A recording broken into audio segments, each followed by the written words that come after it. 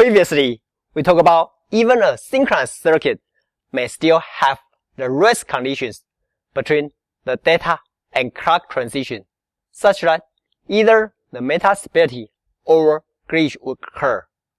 Therefore, we must avoid that by understanding what the setup time and hold time requirements of latches or flip-flops. Let's review the operation of a simple D-latch quickly. For example, the output is transparent when the clock is high, and the output is latched to the previous state when the clock is low. So, the latch output Q is straightforward to follow the input D when the clock is high, but the latched output would depend on the latest output values right before the falling edge of the clock. From this good timing waveform image, it's easy to extend the latch 1 during the latch state, right after the clock's falling edge. If we put the input data transition aligned with the clock falling edge, which data did you latch?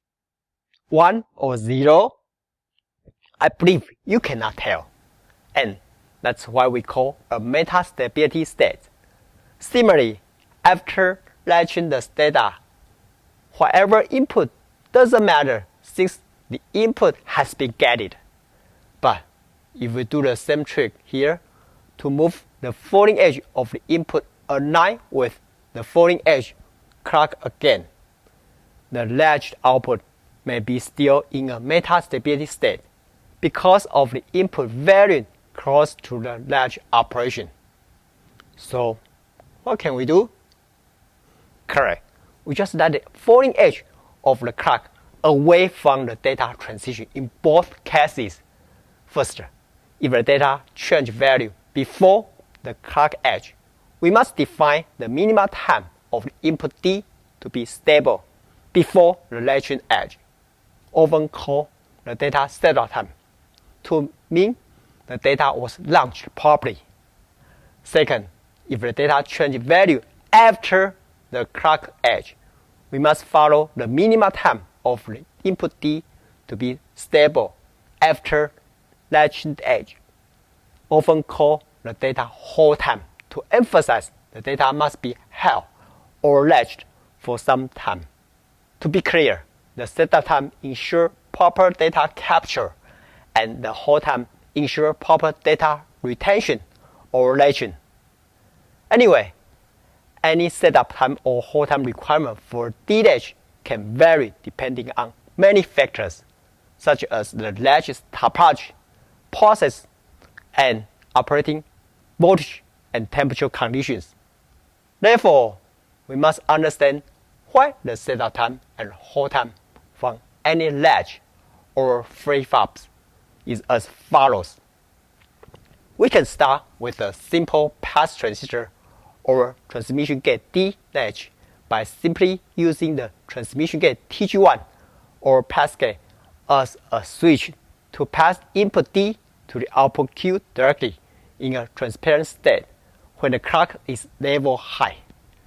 The switch TG1 should be turned off to isolate both input D to the output Q when the clock is level low. Then, during the latch state, another transmission gate TG0 should be on and connect to the both back-to-back inverter to hold or latch the output state statically. So we also call the transmission gate latch a static latch. After understanding how the topology of the transmission gate D latch, let's go through its operation in transparent to the latch operations. Let's start with the clock falling edge of the setup time first.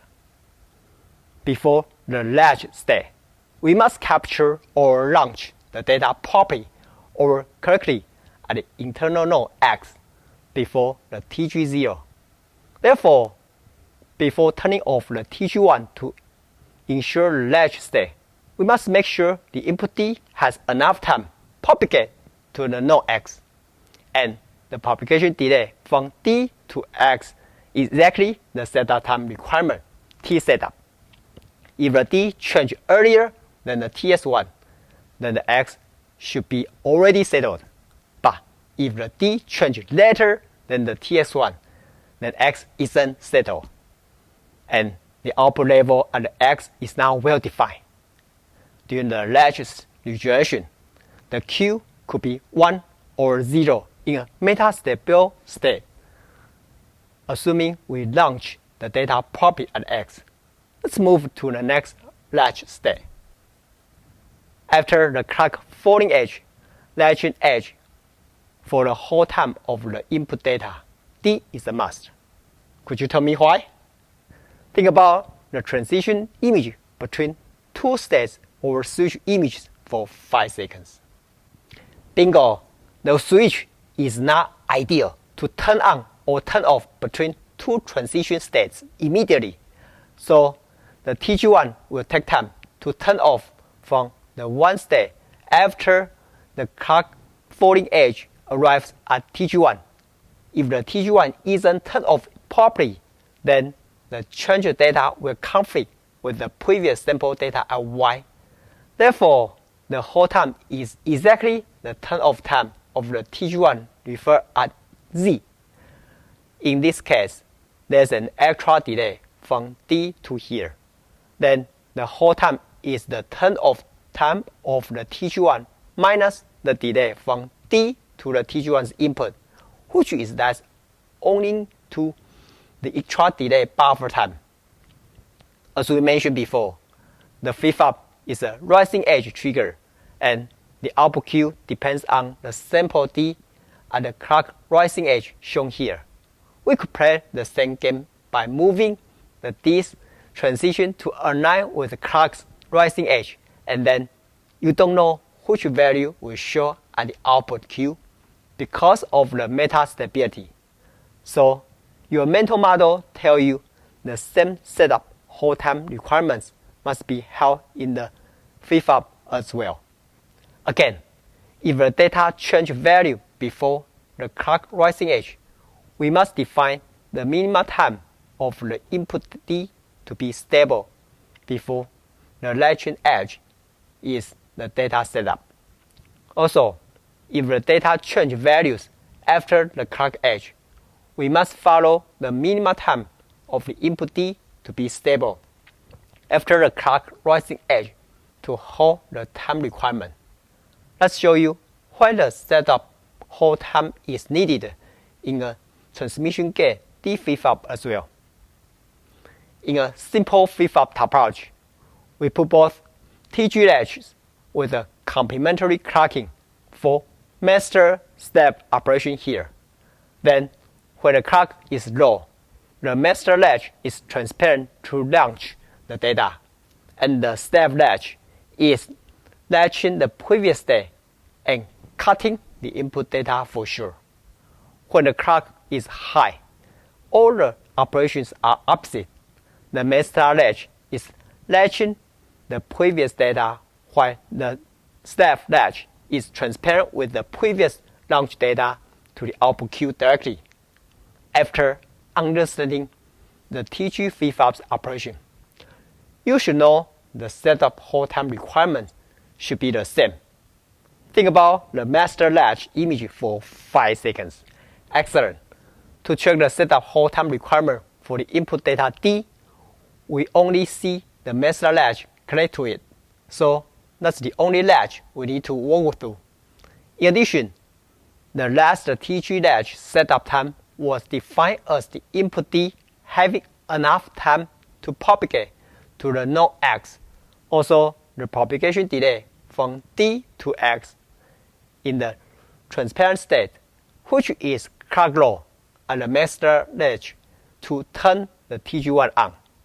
On the other hand, the latch mode of the master latch is at the clock high to turn off the TG1. Therefore, the hold time is also the turn off time of the TG1 minus the delay from D to the TG1's input TD1. After understanding all the setup and hold time requirements for both latches and flip-flops, let's look at one popular question people ask. Yes, could you tell me why you think it's always a positive setup time, but could be a negative hold time? This will be a quick quiz for you if you remember the setup or hold time mechanism. If yes, you should know the setup time must be positive, since the delay must be greater than 0. But the hold time is the turn-off time of the TG1 minus the delay from D to TG1's input, which could be positive, 0, or negative, depending on if the turn-off time of TG1 is greater, the same, or less than the delay from D to the TG1's input. Make sense to everyone? Here are the summarized images showing you must meet the setup time and hold time requirements for any latches or flip-flops to avoid metastability. In this video, we only show you one traditional transmission gate TGD latch and flip-flop. From the operation in the transparent to latch states, you may realize the setup time is a must from the launch delay time. For the hold time, we not only need to know the input D's delay time to the TG switch, but also the turn-off time of the TG switch itself. Therefore, obviously, the setup time must be positive, but the hold time could be any polarity over 0. After understanding why we need to meet the setup hold time or the root cause of them, we should be able to reduce the setup hold time requirements to speed up the latch or flip-flop for high-speed SerDes. In addition, the setup hold time depends on the latch's topology and PVT conditions. Therefore, we will talk about a few high-speed latches and flip-flops. Also, we'd like to know how to verify the setup hold time requirement in the whole mixed-signal design of high-speed SerDes. Thanks for watching. Before you go, if you are benefiting from those circuit images, I would love to hear your feedback, and please share your comments down below. Lastly, please share the video link with the people who may be benefiting from it.